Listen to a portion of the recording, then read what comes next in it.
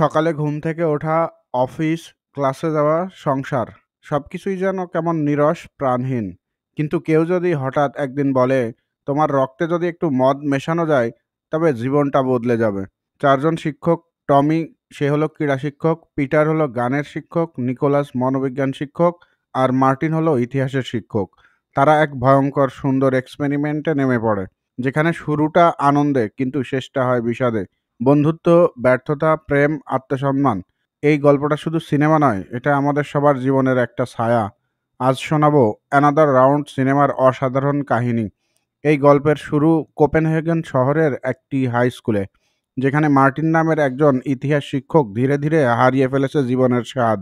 ক্লাসে দাঁড়িয়ে সে যেভাবে কথা বলে, মনে হয় যেন তার গলায় প্রাণ নেই। ছাত্ররা মুখ ঘুরিয়ে নেয়, সহকর্মীরাও অবাক হয়ে থাকে। একদিন বন্ধু নিকোলাসের জন্মদিনে এক হালকা মদের আড্ডায় ৪ শিক্ষক মার্টিন, টমি, পিটার আর নিকোলাস একসঙ্গে বসে। ওদের জীবন প্রায় একই রকম ক্লান্তিকর ও একঘেয়ে। কথার ফাঁকে উঠে আসে একটা অদ্ভুত থিওরির নাম।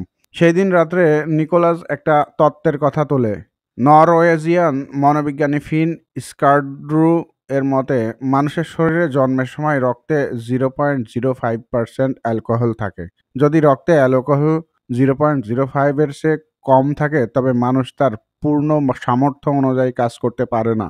মানে সামান্য নেশা করলেই মানুষ নাকি আরো প্রাণবন্ত হয়, আত্মবিশ্বাস বাড়ে এবং সৃজনশীলতাও নাকি বাড়ে। বন্ধুরা প্রথমে হাসাহাসি করে, কিন্তু পরক্ষণেই তারা ভাবে, চলো এক্সপেরিমেন্ট করি। তারা ঠিক করে কাজের সময় প্রতিদিন অল্প করে মদ্যপান করবে, যাতে রক্তে সেই অপটিমাল মাত্রাটা বজায় থাকে। নিয়ম ঠিক হয়, কাজের সময় ছাড়া তারা মদ খাবে না, কারণ তাদের কাজের জন্য প্রাণবন্ত থাকতে হবে, শুধু মদ দরকার। তাই রাত ৮টার পরে বা ছুটির দিনে তারা মদ খাবে না, সেই মাত্রা 0.5% বজায় রাখবে। তারা এই এক্সপেরিমেন্ট চালাবে নিজেদের জীবনে এবং শিক্ষকতার মধ্যেও। প্রতিদিন সকাল ৮টা থেকে রাত ৮টা পর্যন্ত মদ্যপান করা যাবে, তবে সঠিক মাত্রায় বিজ্ঞানসম্মতভাবে। আর সেখানেই শুরু হয় এক ভয়ঙ্কর কিন্তু মজার এক্সপেরিমেন্ট। তারা ভাবছিল এবার বুঝি জীবনটা বদলে যাবে। অবিশ্বাস্য হলেও প্রথম দিকে এক্সপেরিমেন্টটা সত্যিই কাজ করে। ৪ বন্ধু যেন আবার তরুণ হয়ে যায়। তাদের চোখে নতুন করে পৃথিবীর রং দেখা যায়। মার্টিনের ক্লাসে যেন নতুন করে জীবন ফিরে আসে। সে প্রাণ খুলে ইতিহাস পড়াতে শুরু করে। ছাত্ররা মুগ্ধ হয়ে শোনে। সে বাড়িতেও স্ত্রীর সঙ্গে দূরত্ব তৈরি হয়েছিল, তা কাটিয়ে নতুন করে বন্ধুত্বপূর্ণ সম্পর্ক গড়ে তোলে। টমি, যিনি সাধারণত বেশি চাপের মধ্যে থাকেন, তারও জীবনে নতুন রঙে ভরে ওঠে। সে নিজের জীবনে খুঁজে পায় নতুন সুখ। পিটার, সঙ্গীত শিক্ষক, তার গানের ক্লাসেও এমন পরিবর্তন আসে। ছাত্ররা তার সঙ্গীতের গভীরতা অনুভব করতে পারে। এমনকি নিকোলাস মনোবিজ্ঞানী, তার থেরাপি সেশনগুলোতে বেশি সহজ আর খোলামেলা হতে শুরু করে। কিন্তু যখন আনন্দ আসে, তখন কি কখনো তা নির্দিষ্ট সীমায় বেঁধে রাখা যায়? একদিন তারা সিদ্ধান্ত নেয় অ্যালকোহলের মাত্রা বাড়াবে। তারা সিদ্ধান্ত নেয় যে তারা অ্যালকোহল সেবনের মাত্রা দ্বিগুণ করবে। তারা মনে করে এই পরিমাণে তারা আরো ভালোভাবে জীবন উপভোগ করতে পারবে। কিন্তু অতিরিক্ত কোনো কিছু যে ভালো না, সেটা তারা ভুলে যায়। প্রথম দিকে সবকিছু ছিল জমজমাট, আনন্দ, হাসি ঠাট্টায় ভরা। কিন্তু যখন এক্সপেরিমেন্টে তারা সীমা পেরিয়ে যায়, তখন আর সেই নিয়ন্ত্রণ থাকে না। ক্লাসের মধ্যে মার্টিন কখনো কখনো কথা জড়িয়ে ফেলে, কখনো অতিরিক্ত মাতাল হয়ে পড়ে। তাকে মাতাল মাতাল লাগে। মাঝে মধ্যে তার ভুল হতে থাকে। একদিন এক অদ্ভুত পরিস্থিতিতে মার্টিন ছাত্রদের সামনে একটা ভুল পড়িয়ে ফেলে, যা ছাত্ররা সবাই বুঝতে পারে। তার অস্থিরতা তার ছাত্রদের সামনে প্রকাশ হয়ে যায়। মাতাল হয়ে বাড়ি ফেরার সময় একদিন মার্টিন রাস্তায় পড়ে থাকে। সেখান থেকে বাসায় ফেরার পর এসব হওয়ার কারণ জানতে চাইলে মার্টিন তার বউয়ের সাথে ঝগড়া করা শুরু করে দেয়। এক পর্যায়ে মার্টিন তার বউকে বাড়ি ছেড়ে চলে যেতে বলে। কিন্তু পিটার আর টমি তাদের নতুন জীবনের রঙে এতটাই মগ্ন হয়ে পড়ে যে তারা ভুলে যায় তাদের জীবনের অন্ধকার দিকগুলো। তাদের জীবনের বেদনা, একাকিত্ব আর অসন্তুষ্টিই আছে। শুধু এই এক্সপেরিমেন্ট যেন তাদের আসল সমস্যাগুলো লুকিয়ে রেখেছিল। পিটার একদিন তার স্ত্রীর সঙ্গে ঝগড়া করে, তীব্র হতাশায় ডুবে যায়। নিকোলাস বুঝতে পারে তার থেরাপি সেশনগুলো কোনো পরিবর্তন আনছে না, বরং সবকিছু আরও জটিল হয়ে যাচ্ছে।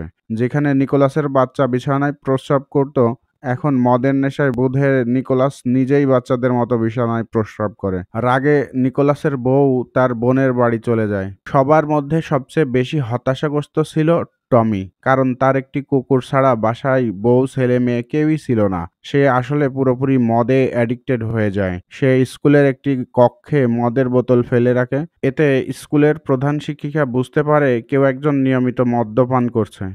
স্কুলে এ নিয়ে একটি মিটিং হয়। আর সেখানে টমি মদ্যপান অবস্থায় পুরো মাতাল হয়ে হাজির হয়। প্রধান শিক্ষিকার আর বুঝতে বাকি থাকে না কে এই কাজ করেছে। তবে বাকি ৩ বন্ধু সেদিন নেশা না করায় এ যাত্রায় বেঁচে যায়। টমি চাকরি হারায়। তার জীবনে সে আরও একা হয়ে পড়ে। এরই মধ্যে আসে এক ভয়ানক ঘটনা। টমি যে কিনা সবার সেরা বন্ধু, যাকে দেখে অন্যরা আশা পেত, সেই এখন হতাশার চূড়ান্ত পর্যায়ে। একসময় সে এতটাই ভেঙে পড়ে যে আত্মহত্যা করে। সে নিজের বোটে উঠে জীবনভর জমা থাকা দুঃখ নিয়ে পানিতে মাতাল অবস্থায় ঝাঁপ দেয়। ভালোমতো সাঁতার না জানার কারণে সে মারা যায়। আসলে টমি আত্মহত্যাই করে। এই মৃত্যু ৪ বন্ধুর মধ্যে গভীর দাগ কাটে। তারা বুঝতে পারে যে খেলাটা শুরু করেছিল মজার ছলে সেটা আর খেলার জায়গায় নেই। তারা বুঝতে পারে যে জীবন নিয়ে একটা খেলাতে মেতেছিল, যেটার পরিণতি ভয়ঙ্কর। এটা জীবন মৃত্যুর ব্যাপার হয়ে দাঁড়িয়েছে। মার্টিন আর তার বন্ধুরা চরম ধাক্কা খায়। তারা বুঝতে পারে তারা যে পথটি বেছে নিয়েছিল সেটি ছিল অন্ধকারের দিকে যাওয়ার পথ। তাদের আনন্দ, তাদের সুখ সবই ছিল একটি ক্ষণস্থায়ী মিথ্যা। সিনেমার শেষে তাদের ছাত্রছাত্রীরা ভালো রেজাল্ট করে। তখন ছুটির সময় চলছিল। ৩ বন্ধু শহরে ঘুরতে বের হয়।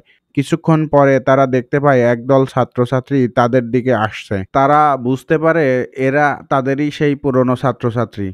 ৩ শিক্ষক ভেবেছিল তারা তাদের মনে রাখেনি কিংবা তাদের তারা সেভাবে শ্রদ্ধার সাথে দেখবে না। কিন্তু তাদের ধারণা ভুল করে সেসব ছাত্রছাত্রীরা তাদের মনে রেখেছে, তাদের শ্রদ্ধা করে। মার্টিন নিকোলাস তাদের সাথে আনন্দ করতে যোগ দেয়। মার্টিন তার ফোনে মেসেজ পায় যে তার স্ত্রী তাকে এখনো ভালোবাসে।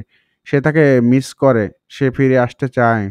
মার্টিন পুরনো খুশির দিন যেন নতুন করে ফিরে পায়।